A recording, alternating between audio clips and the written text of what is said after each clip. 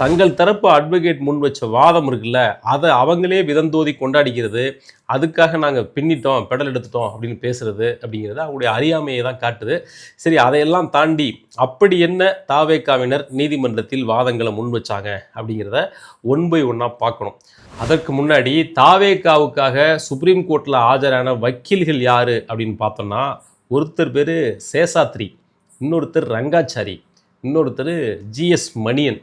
இந்த 3 பேருமே பாஜகவோட ஆர்எஸ்எஸோட நேரடியாக தொடர்புடையவங்க.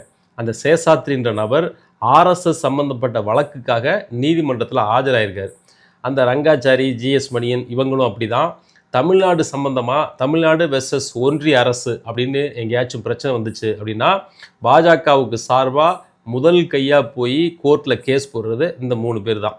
ஸோ ஒரு பாஜக ஆர்எஸ்எஸ் பேக்ரவுண்ட் உள்ள அப்படி ஒரு வரலாறு கொண்ட 3 அட்வொகேட்ஸ் தான் தாவேகாவுக்காக வந்து வாதாடினாங்க.